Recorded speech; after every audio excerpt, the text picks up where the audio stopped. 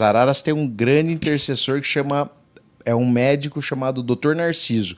A história do Dr. Narciso, só para ela, já que ela tá de Araras, que ela é de Araras, eu vou contar o finalmente da história do Dr. Narciso. Virou um milagreiro do cemitério, mas no velório do Dr. Narciso, ele visitou uma paciente, ele morto. O quê? Ele morreu. Tava tendo o velório dele. Tinha uma paciente dele que tava moribunda, pra morrer, ruim. Ele visitou ela, fez a consulta dele, receitou o remédio que ela precisava tomar. Calma. Ela deu uma melhorada no dia seguinte e foi até o farmacêutico. O farmacêutico quase prendeu ela. Falou, você teve coragem de falsificar a assinatura do Dr. Narciso. Ele morreu, ele foi no velório ontem. Ele falou, não foi, ele foi em casa ontem. Aí o cara olhou, era a assinatura do Dr. Narciso. Ele foi na casa da paciente no dia que ele estava sendo velado. Do próprio velório? O velório dele, ele tinha morrido, foi velado. Não é que ele morreu no dia, ele já tinha morrido. Foi o velório dele, no dia que ele estava sendo velado, ele foi visitar uma paciente. Ele virou um milagreiro do cemitério, muito conhecido lá em Araras. Araras, e o túmulo dele tá lá? Em Araras? Tá lá. Eu fui lá visitar o... Thiago, que história incrível. Incrível. Já anota o corte aí, Diogo. Porque esse corte amanhã vai virar corte. Eu tô chocado. Você tem umas histórias que a gente vai fugir do Não, a gente pode contar todas. Esse LendaCast de hoje vai ser histórias assombradas de padres. De padres. Lá em Amparo tem o túmulo da boneca. O túmulo das bonecas. Ó, só uma coisinha dessa do túmulo das bonecas. O Danilo Rigg falou aqui, ó. Ou isso era um golpe da paciente para pegar remédio? Não, mas por isso que eu tô falando. O farmacêutico conhecia muito bem a assinatura do Dr. Narciso. Então, ele viu e não acreditava que... Na data que ele tinha... O Dr. Narciso era padre, não? Não, era médico. Ele era médico, tá? Eu tô pensando que é padre. A data, porque qual que é o grande lance? Não é que era uma receita antiga. Não era como que o padre vai receitar. Na data do velório dele. Ele assinou, datou na data do velório dele. O que é fundamental para compreender a história é isso. Que no dia que ele estava sendo velado... Eu quero um convênio assim para mim. Unimed. Tô procurando um convênio bom para mim, para que venha o padre, mesmo que o padre não, o médico esteja morto, ele receite Não, porque essas coisas de aparição, o túmulo também é com cura. O túmulo das bonecas em Amparo, cemitério do Silvestre. Muito legal o cemitério. O pai com o filho doente consegue arrecadar dinheiro, estava com uma dificuldade econômica, tal, consegue arrecadar dinheiro para comprar o remédio, o menino com uma pneumonia já também arrebentando, assim, uma pneumonia muito grave. Tá a caminho da farmácia para comprar o remédio, já à noite, vê uma criança, uma menininha, no muro do cemitério e fala, tio, me dá uma boneca. Aí o cara fala, putz, meu bem, até compraria uma boneca para você, mas esse dinheiro que eu tenho é o dinheiro contadinho para eu comprar o remédio do meu filho.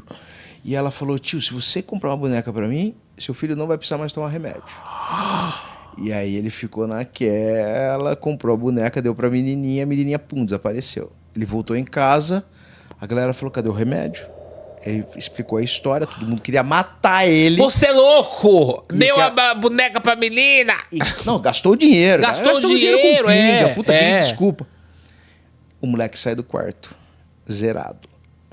Oi, gente, tudo bem? Onde é essa história? De Amparo. Amparo. Do Silvestre. Gente, que incrível. Tiago, você tem noção da importância do teu trabalho, assim? Ah, imagina. Não, tô falando sério. É legal. Não, você tem... Meu, a gente tem que... de Tales from the Crypt, dá pra Tiago, a gente tem um Brasil inteiro de histórias. Você tá contando histórias ali das cidades. O que eu gosto muito mais desse papo todo de provar é verdade, é mentira, é verdade, é mentira. Eu gosto muito de entender esse universo sobrenatural com um paralelismo ao desenvolvimento socio-urbano da cidade. A gente já falou, acho que disse algum papo que a gente teve. Conforme a cidade vai se formando como cidade... As cidades têm as assombrações que merecem. A verdade é essa. Cada um tem a assombração que merece. Uma cidade de escravocratas vai ter muita história ligada à escravidão. Uma cidade que tem muita violência contra a mulher vai ter história de noiva fantasma. Vai ter, não adianta. Porque, para quem acredita, o fantasma para quem acredita no espiritual, o fantasma vive no looping, né, para tentar sanar essa injustiça. Quem morre tranquilo, quem morre de boa, não volta para assombrar ninguém.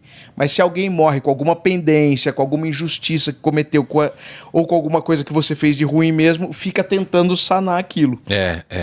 Para quem não acredita, é uma ferida aberta na comunidade.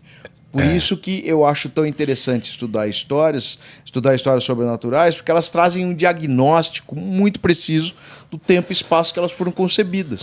Então, esse livro do Recife, né, que só tem história de Pernambuco, lógico, de Recife, para mim é fundamental, porque principalmente no preâmbulo há esse toque, fala, ó, presta atenção nisso. Claro, o Gilberto Freire é um sociólogo, que escreve um livro de assombração, não era médium, não era nada disso. Tá vendo? Era um sociólogo que percebeu isso, e aí eu copio, de verdade, a minha inspiração é essa.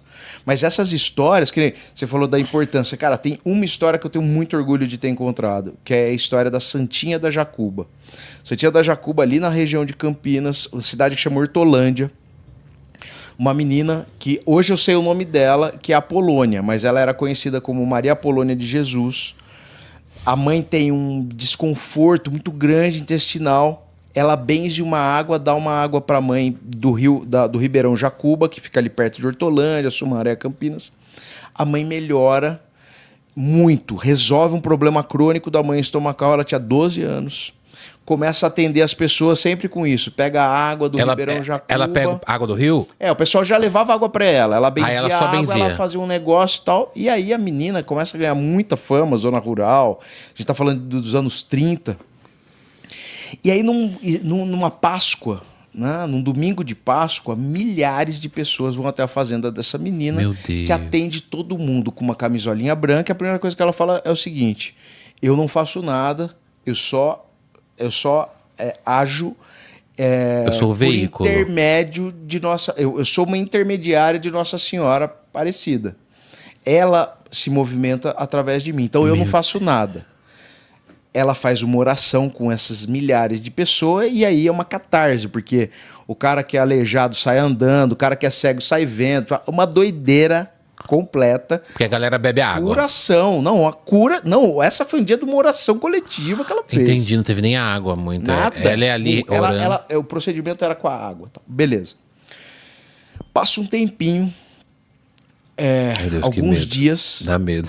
Não, passa alguns dias. Isso chega até o juizado de Campinas, juizado de menores. O cara fala, esses caras estão explanando essa menina. Isso é charlatanismo, não sei o que. Não. A menina recebe um toque de Nossa Senhora, porque ela tinha contatos periódicos com Nossa Senhora. Ela fala, você vai ter que se despedir dos seus enfermos. Os homens que não acreditam na sua obra vão vir aqui separar você dos seus. Ela avisa os familiares, o pai leva ela para o vizinho. Dia seguinte, bate a polícia na casa dela. O pai dela já tinha levado ela para o vizinho. Ele vai preso.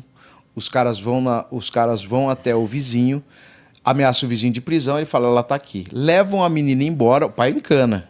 Leva a menina embora, colocam ela em ela acaba ficando em 2 instituições lá. E aí meio que some. Isso tudo que eu tô falando, Dani, depois que rolou essa catarse e esses milagres, os jornais do Brasil inteiro vêm para o Brasil. Vem para Campinas.